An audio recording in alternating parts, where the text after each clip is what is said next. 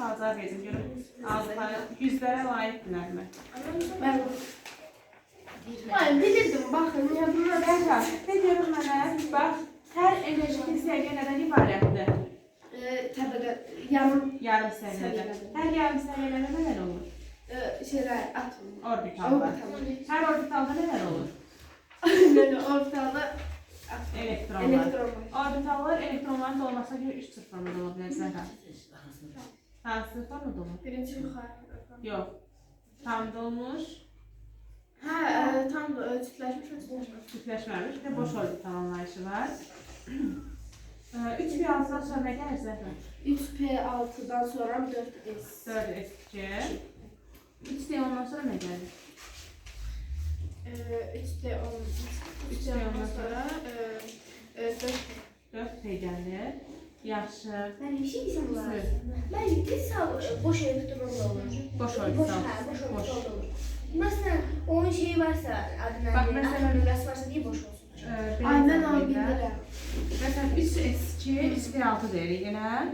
Mən 3s2, 3p6 yəni 3s2, 3p2 desəm, boş qalmayacaq, bir dənəsi olur ikinci. Qalacaq. Boş olur. Boş olur.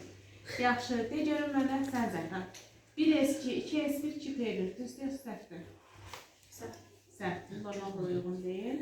Yaxşı, sən deyirsən, mən deyirəm, lotar verim. Tərtib elədiyi cədvələrdə oxşar cəhət nə idi? Aynen öyle her ikisi de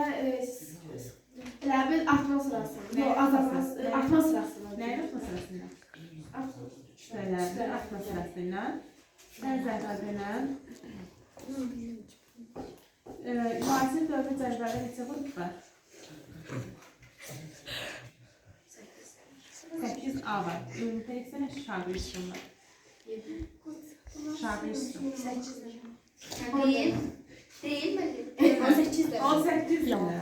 Müasir dövrdə 18-dən şagird üstün var da. Neçə dövr var zəhra? 7 dövr var. Və bana sakit 7 dövrün neçəsi kiçik, neçəsi böyükdür? 4'e böyükdür. Sən zəhra de görüm. 2A'dan sonra hansı qrup gəlirdi?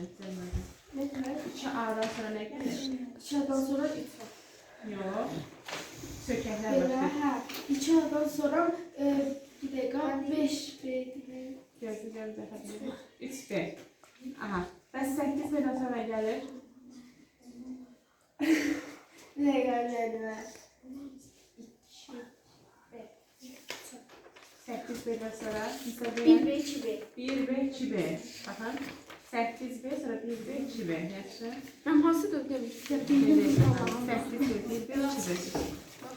Yaxşı. Hə, kimə verim bu sualı sən? Zəhra, birinci dövrdə neçə element olur? 7. Ne var ne? Birinci dövrdə neçə element olur? Birinci dövrümüzdə neçə element ola bilər? 2 dənə. Hidrogen element. İkinci dövrdə nə qədərdir? İkinci dövrde Yox. bir dakika.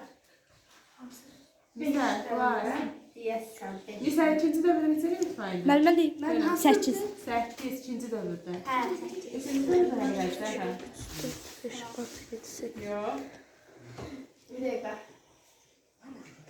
İkinci dövrdə nə qədər fidan? Üçüncü dövrde. İnci səndən yaxşı bilir, nəzərə alıram burada. Hamısını yazıram, yaddaşmaq üçün cavab verir. Bilmirsən, bilməlisən də fidan. Ona bildiyinə uyğun qiymət alacaqsan. 8 mən. 8, 4-cü dövrdə. Neçə? 8. Yox. Aygül desin. 18. 18, 5-ci dövrdə. 18.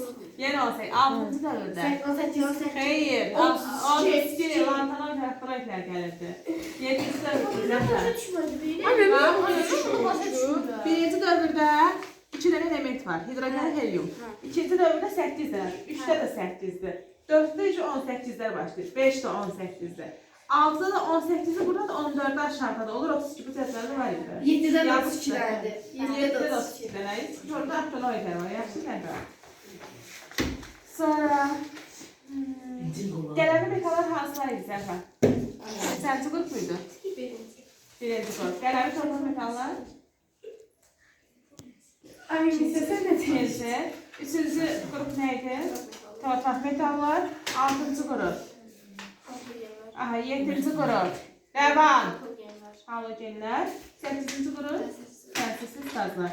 Yaxşı, 2 dənə sual verib əyləşin. Süni elementlər oxumusunuz? Yarısı. Belə nə də? Teknesium. Hansı xəstəliklərin diaqnostikasını tətbiq edir Zəhra? Güləç xəstəliyi, xərçəng xəstəliyi. Və sümük xəstəliyinin. Biz oxumuşuq buralara. Süni elementlər oxumusunuz? Tətbiq edilir. Bəs yaxşı, ilk dəfə alınan süni element hansı oldu? Teknesium. Sonra biri də alınmışdı. Ondan sonra plutonium, uran 238 nömrəsi ilə. Bəs yaxşı,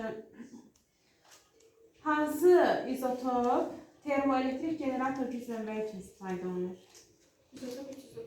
Plutonium 238 izotopu. Var buradan. Ben siz yaptıklarınızı okumuşum.